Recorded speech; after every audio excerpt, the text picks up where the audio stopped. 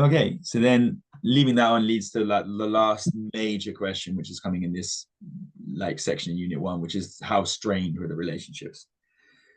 So this one really depends on the dates, because they can ask this question before 1763, which obviously is then just dealing most naturally with economic, political, and social, and doesn't include 7 Years' War or Proclamation Act because they haven't happened yet.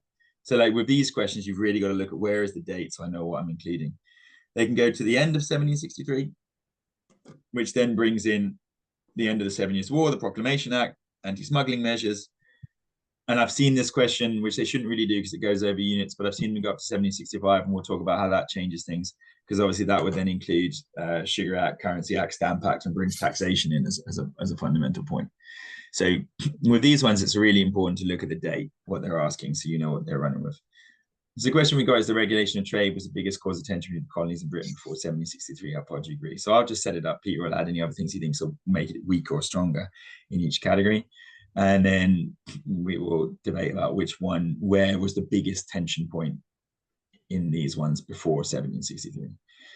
So obviously in terms of regulation of trade, which can become under the terms economic, mercantilism, navigation acts, they'll describe it under various different things, but all of it's to do with economics effectively. So big thing obviously is mercantilism, which was obviously binding the economic model in that everything was supposed to benefit the British. Now, this caused a strain in the northern colonies. And like, by the way, Peter, just jump in if you want to add anything to any point. It caused a strain in the northern colonies because the northern colonies wanted to start to manufacture, and they couldn't.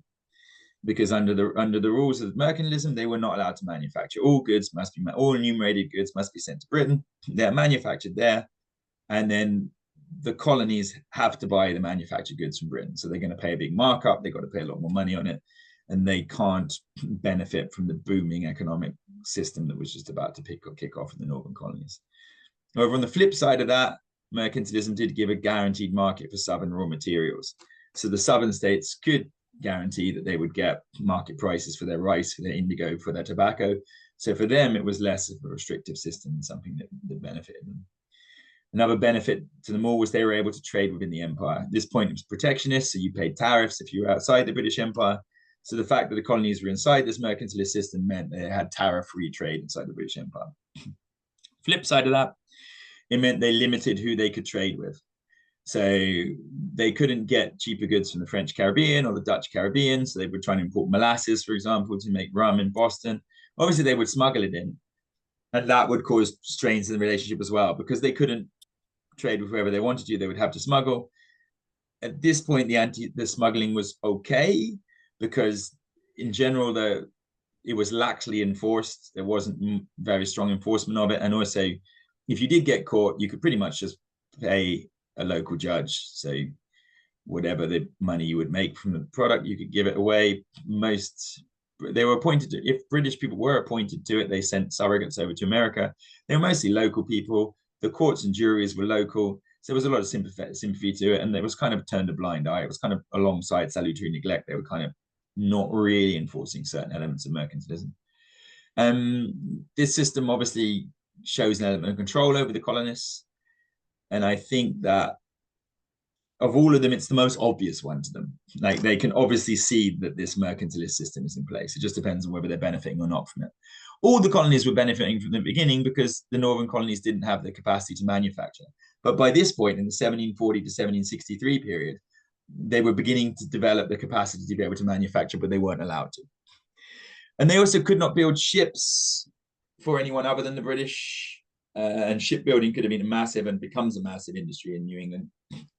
And they must, under the Navigation Acts, they must use British ships for all trade outside with the empire, and they must use British crew. Obviously, that's going to limit their ability to smuggle because they can't crew it with their own members and they can't build their own ships on it. And just in general, the system was entirely designed to benefit Britain. That was like the whole point of the system was, yes, other places benefited tangentially or had like some economic prosperity from it, but all in all, the system was set up predominantly to benefit Britain first. So anything you want to add? And do you think overall this was a strong or more strain or more strength in the relationship between the colonies and Britain? Oh, I guess it's hard to say, isn't it? It'd be hard to generalize. But obviously, we need to look at the other side of the coin, which is enforcement. Yeah, but yeah, because we need to do both. Because obviously, this the question they have to pick one of them, so they've got to choose. So in terms of looking at, but yeah, so go ahead. In terms of enforcement, yeah, well, this introduces what the policy of salutary neglect. Yeah, it's a kind of it's a strange term, isn't it? But so I guess it's composed of two things. I would emphasize two things. I think one is the situation, which is that the colony's 3,000 miles away from Britain. Yeah, right. So it's very far away. Obviously you had people are traveling quite a lot.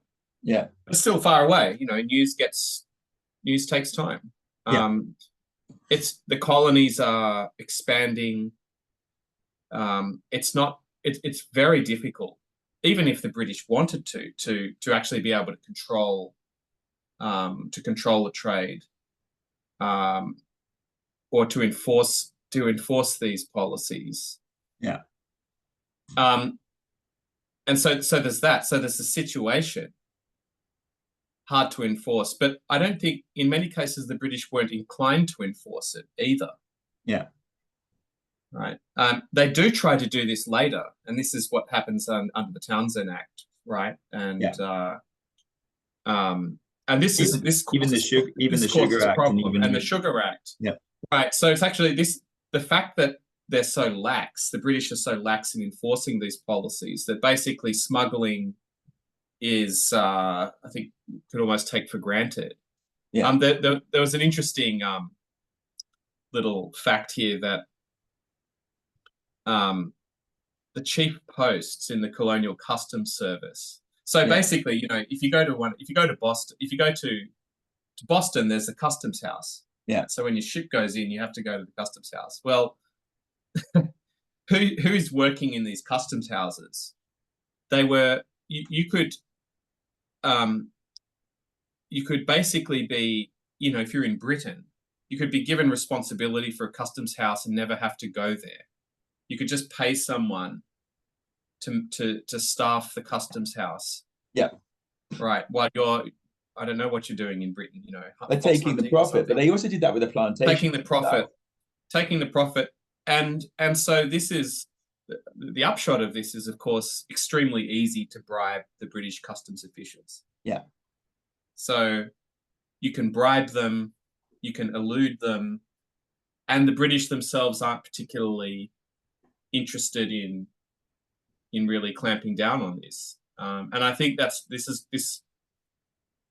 on the one, it suggests that, in fact, as harsh as the policy of mercantilism looks, you have to understand it in relation to enforcement, and that when the British do try to enforce it, when they do try to actually clamp down on some of these practices on the smuggling, that actually does cause unrest in the colonies years later.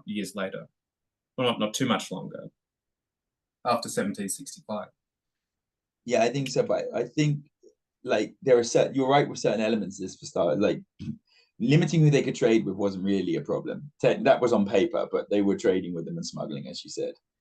But I still think the fact that ships had to be British, I suppose it was difficult to enforce that, but was more enforced. But the fact they can't manufacture was definitely enforced. You know what I mean? So I think and that's why I think the southern colonies, because they didn't, the negative bits, the other negative bits they could kind of get around, but the northern colonies were particularly chafing under. And we'll get to when we think which is most important for, like, the tension, because I think the other ones are underlying tensions, although I definitely have students who think social political is more important. So maybe we move through it and then we'll come back and debate which is the most significant one. Right. But yeah, I agree with you that the lack of enforcement in general is the key issue. So it's like, when they're answering a question on how strong was the relationship, well, it was pretty strong, because all the causes of tension weren't they were on paper, they were there, but they weren't really being enforced. And it's that end of the 7 Years' War that shifts that into, hello, now these things are real and out. Yes, that's right. To deal with them. That's right. So I think there's like underlying tension running all the way through, and that we talked about, like how underlying tensions or like differences of opinion were the most important things. I think that comes in here as well. And I think the beauty of the American Revolution is it's a lot of misunderstandings and a lot of, you know, hypotheticals that become real. Yeah. Almost like they create them. So the second category they can have is political, and that's, as you were saying, specifically related to salutary neglect and the idea that nothing was really enforced. And this is fundamentally important because I think, as we talked about in the they had a different understanding of what this meant. So like the Americans understood salutary neglect as to be the always system of government, and that was their freedom to go and do whatever they wanted, and the British were never going to impose any control. Whereas I think the British viewed salutary neglect more on a practical sense of, we can't enforce it that easily because it's 3,000 miles away, therefore we're not going to. And that if we don't need to, like light touch, you know, there doesn't appear to be anything wrong, therefore we don't need to enforce it. But once something becomes wrong, then they're going to really enforce it. And so if you're looking at tensions or similarities, I think America had a more democratic system of government. So this encourages more outspoken political views. But I'm not sure those political views were really enforced until there was a reason to. So obviously this is an underlying, that's going to become really significant once Stamp Act, Proclamation Act, all of these things are brought in. But I don't think, you know, it's there, it's an underlying tension, but it's not at the surface yet. Could you say that, could you put it this way and say that they're basically their interests are rapidly diverging? Yes. There's a lack of understanding of this change of interest in Britain. Yes. And among the colonists themselves, there's not a consciousness yet that that their interests are, in fact, separate from the mother country. This only becomes apparent once conflict begins. Are they separate at this point, though, or do they become? Because I think the first separation comes at the end of the 7 Years' War when they want to go west. Yeah. Where do you see them having a difference of direction before the end of the 7 Years' War? I think I'm not saying that they have an explicit difference. I'm just saying that because of their different situations, yeah, their interests, their actual interests are diverging. Yeah, their realities and their way of their realities is definitely diverging. Yeah, the political realities as well. That's all I mean to say. Oh, okay. Yeah. I think their shared vision, because the shared vision is that I think the shared vision before the end of the 7 Years' War is destroy the French, get rid of the French. I think that is there, and I think they do have that shared hatred of the. So it's almost like the shared hatred of the French bonds people together. And the Americans benefit hugely economically from the British in 7 Years' War.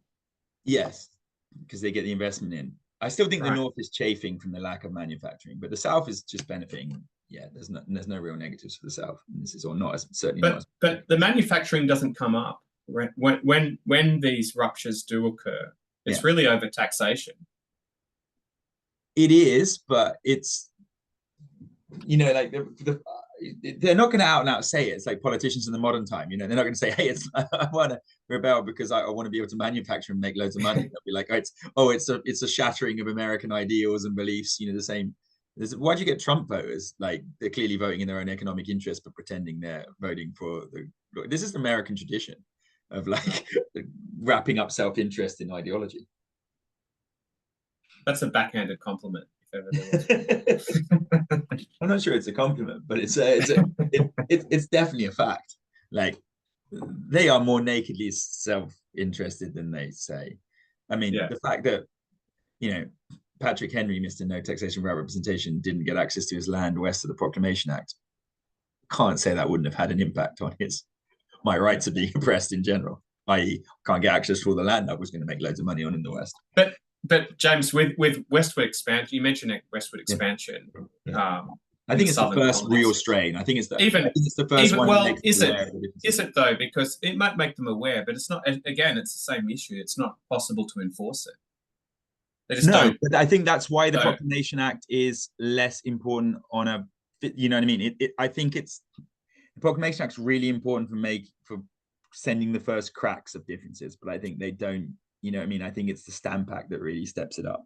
Absolutely. Yeah, me too. Me too.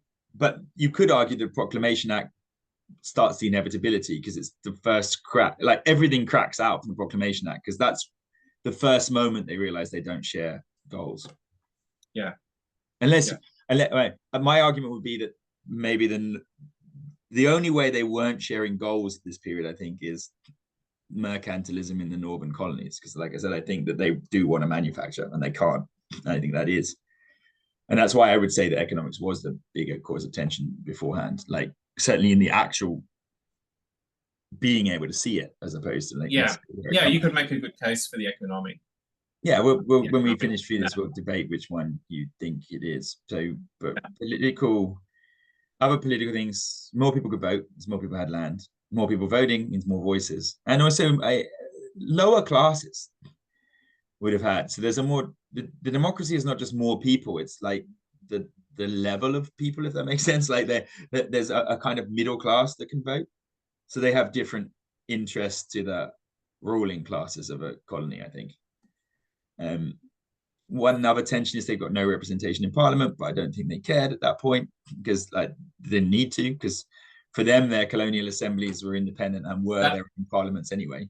That would only matter if Britain was inclined to, make policy, basically to, and they're not. They're basically leaving. They're leaving the colonists alone to do their own thing. Yeah, that's why I think the situation's somewhat ambiguous about what Parliament has a right to decide and what they don't. But that's why I'd say political is not so important now. But it's clearly everything in the political one are the fireworks that's going to explode when Britain starts. Yeah. The end of salutary neglect is massive, but it hasn't happened at this point. That's why I think before 1763, both sides are happy with salutary neglect because they both see it as something different and they're happy with the way they see it because they don't know how the other side sees it. They don't have a problem with it. Yeah. They're far away from Parliament, so that's going to make political interaction a little less. And they still share the same kind of political traditions, same origin of the system. Even in their Declaration of Independence, they use the Magna Carta. Their points of reference, I think, for their political freedoms and rights are the same. So, yeah. I think there's also an emerging difference as well. I mentioned this before. It's something that stuck in my mind, but the big change in Britain politically is 1688. Yeah. 1688, 1689. Okay, yeah. The Glorious Revolution, where the question of royal prerogative is settled once and for all. Yeah. Right. So if you're a Whig before 1688, your politics is about despotic government.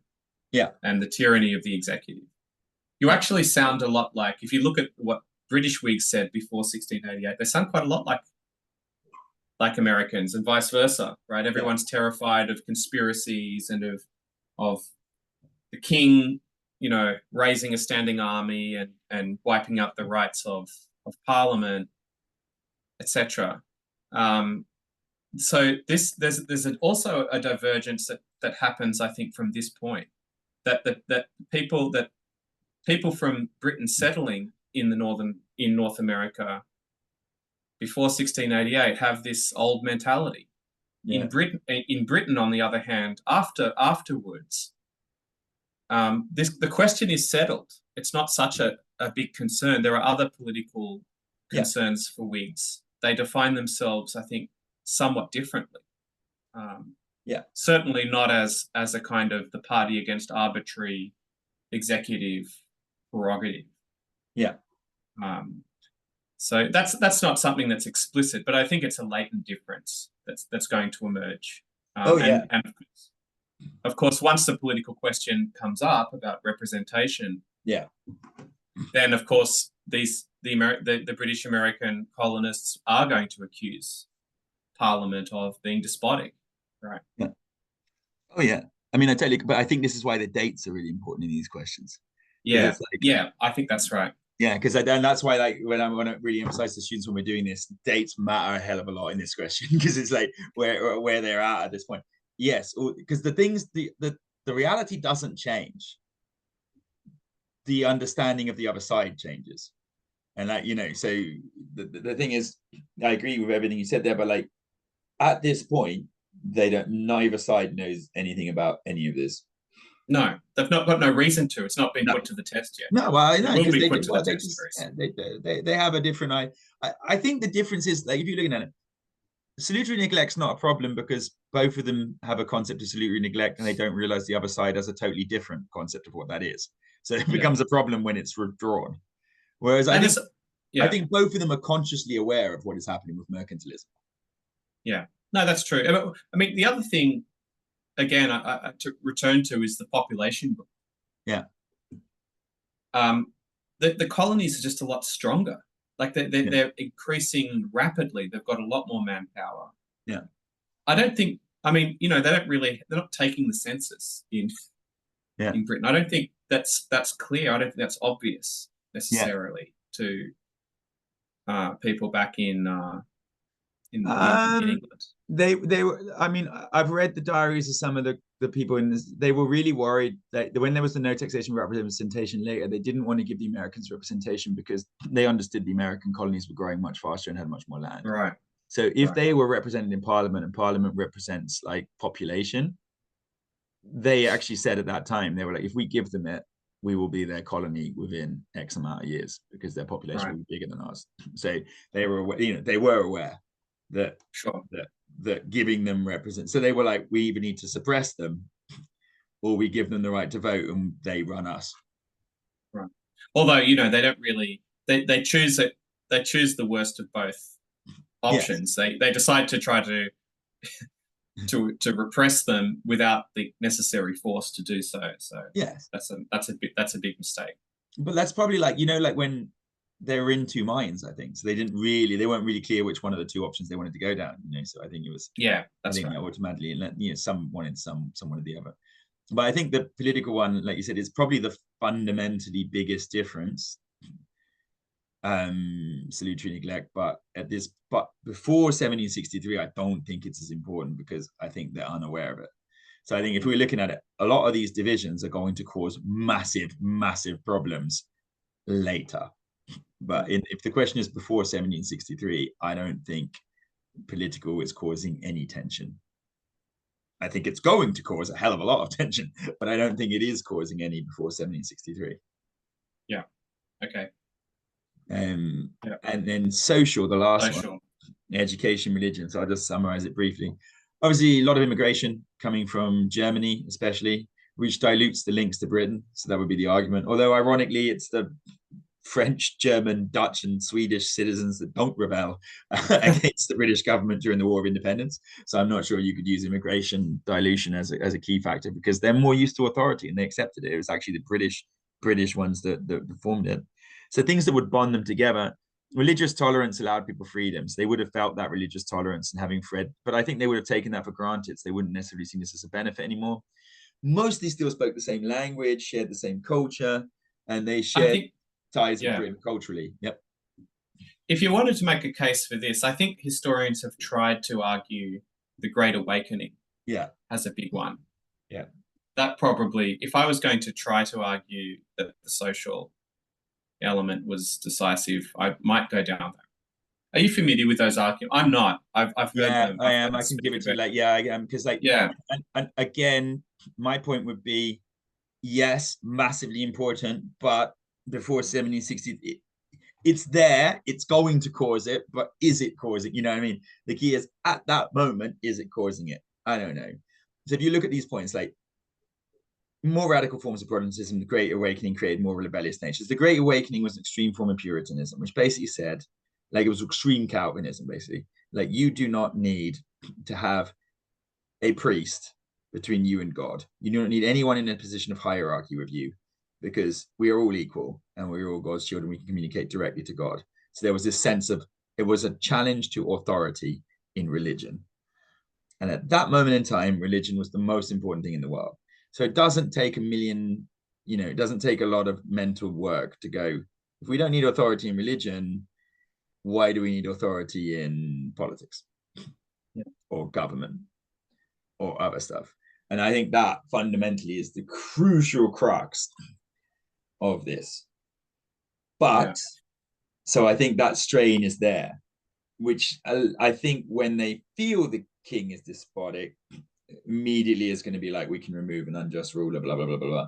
But I don't think they're chomping at the bit to get rid of it, because if at that moment, before the 7 Years' War ends, I think that Great Awakening tension of like, we don't need authority figures is directed at the French in Quebec and not at the British government. But once the French go, that changes direction. Yeah. And the same with the fact that they're more literate and there's more printing of radical ideas, which people could read. I think that accelerates it. So I would say actually the political one causes the explosion, but the social dynamics of the Great Awakening and the literacy and the radical reading and everything allows that to snowball. You know what I mean? So, and I think that the economic ties are still there. So I think it's almost like economic self-interest leads them to push for, when salutary neglect gets withdrawn, leads them to fight on a political one. And it's the social dynamics that accelerates that as a catalyst. I guess it's one of those kinds of questions where it depends what your starting assumptions are, really, doesn't it? Yeah. I mean, if you're a Marxist historian, and you think that economics is the fundamental factor underlying all political systems and all social systems, then you're going to naturally be inclined to supply economic motives. Although I think in this case, I think I would probably favour the economic. For the biggest cause of tension, I think before 1760. I think the key word is before. Before, because I would say certainly from Stamp Act onwards, political and social are driving this more than economic. Yeah. But I think economic self-interest is more critical up until the Stamp Act. Yeah. Maybe the Proclamation Act might bring in political, but you don't really see the hardcore pamphleteering, writing, everything, driving that, like authority, no taxation, without representation, until the Stamp Act. So I don't think social really kicks in until 1765. Although, just to take the other side of the argument, it's not as if because my students need to have that range, they can pick them. I think this one you can definitely argue different ways. It's not as if it's not as if there's a lot at stake. No, like that. It's not as if the Stamp Act is particularly onerous. Yeah. If you just look at it, if you look at it in purely economic terms, and you devoid it and you separate it from the political lens. It's a lot lower. We've talked about this before, but it didn't seem to the British to be particularly tyrannical or onerous to levy such a tax. And in other situations, it might not seem that way to the colonists either, but it's really, it seems to be it seems to represent a political principle. It's the principle of the matter that I think is more important than the economic figures, right? I think that's something, but it's not. Doesn't seem to be significant enough. I think it's how it's interpreted through a political, particularly radical democratic political lens that is the decisive factor here. I don't know. I think that's true, but I think the economic self-interest drives the ideology, and then the ideology takes over with my argument. But you can certainly run it with ideology. But like, if you're looking at which was the biggest cause of tension before 1763, I don't think political and social are causing tension before 1763. No, and there's and they're definitely going to detonate. But I don't know. I think until the 7 Years' War, they're latent. They're latent. They're lying under the surface. No one's aware of this yet. Yes. And obviously, I mean, this goes without saying, but nobody is thinking about independence. No. Right. In 1765, it's not a lot. It's not many years until 1776. No. But still, 1765. No, independence is. There's no independence movement. This is just not something that I think the vast majority. You would be a crank if you were talking about some kind of form of independence, I think. Yeah, but I think the Americans are happy with salutary neglect, and they don't want independence. They just want salutary neglect back, and the version of salutary neglect that they understand. Yeah. So maybe it's alone, and we'll do our own thing. Maybe it's the case that a kind of economic interests morphs very quickly into a more powerful political argument. Yeah, that would be my argument. I think it's economic, but I think before 1763, the only one of these that is visible is mercantilism. They can see the restrictions. I'm not saying it's super tension, but that is the biggest cause of tension between the colonies, because the other two would be causes of tension and bigger causes of tension, but they're not aware that there is one yet. Yeah. I don't think political and social kick in until at least the Proclamation Act. I don't know. I think if you looked at the question from another perspective, you could make a good case for the social. Go on. Yeah, that's what my students does. So go and make the case for them as well. Well, I think by social you can include, I think, what I would call political culture, which is the ability of the colonists to organize themselves independently. Yeah. And not to depend, not to rely on, really, in any sense, Britain. And that's a social phenomenon. The fact that franchise was so extensive, 50 to 80% of the population. In New England, the phenomenon of really widespread political participation. Yeah. I mean, these are very significant things that you can't take those for granted. Those I would, I think, put under social factors. And I think that American self-government is, in a way, absolutely critical for independence later on. So I could, it might be possible to put together an argument favoring the social dimension along those lines. Yeah, I agree with all those things, but the key is, were they aware of that before 1763? Was it causing actual tension between the colonies before 1763? I'm not. No, sure. I don't think it was. No. Well, potential cause of tension. Well, yeah, massive. Yeah, political and social potential cause of tension. Yeah, absolutely. They're stronger than economic, I think.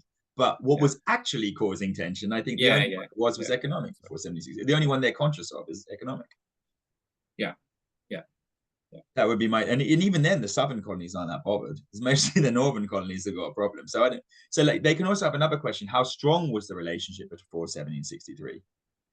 And I would argue on that and see what you think. My argument across all of them would be, well, as political and social then would be, the relationship was strong, but it had massive fault lines that were going to become earthquakes later on that they're unaware of. So I would think it's a strong relationship built on the flimsier foundations that only takes the withdrawal of salutary neglect to blow up. Yeah, quite so. Do you agree with that for the strength? Do you think there was strong or weak, the relationship before 1763? I think it was pretty strong. I think the only visible weakness was in economics, but I think there were massive weaknesses in the other two, but they weren't exposed until the 7 Years' War ends. Yeah, I would say it was. I would say it was strong too, and I would say that being British, obviously the colonies technically are given by the crown, right? Yeah. I mean, there are a couple of exceptions. So the identification, that the political identity, is British. Yeah. And that's true of all the colonies, whether you're in the north or whether you're in the south. That's the one sense of self-identity, I think, that would be the biggest common factor, actually, between any American colonist, despite very different circumstances between the 13 colonies. I mean, this becomes evident later on in the Civil War, how different their interests really are. Oh yeah, well, when we get to Unit 4, I think their interests are really different, all the way through. But they don't. Their interests are very different. Yeah, they don't interact with each other. So the 13 colonies, they're pretty independent. They trade with Britain, right, and other, maybe they smuggle things to the West Indies. Okay, but there's not a lot of intercolonial trade. Yeah. There's not a lot of intercolonial communication. What holds them together is a shared sense of British identity. Yeah. And the hatred of the French. Oh well, yeah, that goes without saying. Hatred of the French. Yeah, but they were like. But it's interesting though, because when the war kicked off in Massachusetts, like New York and Pennsylvania were like, we're not joining this unless Virginia does.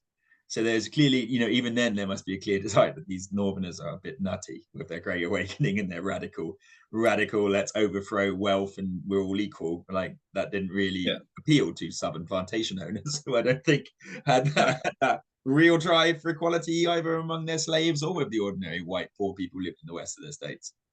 Right. So that were the fundamental, and these fundamental clashes. But it's interesting to see, like, the tensions are there from 1740. Like they're just latent, as you said. They're under the surface. They can't see them, but they're there.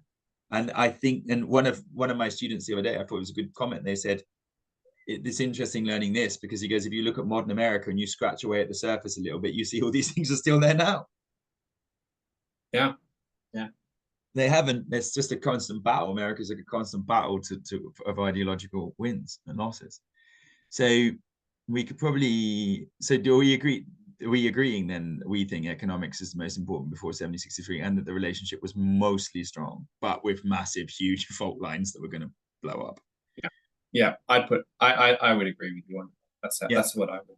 Cool. Be. Then we've got to deal with what happens if the date changes on the side part. So we can finish this one, and then we'll do the last part. We'll talk about 2 date change ones, and that should bring that together.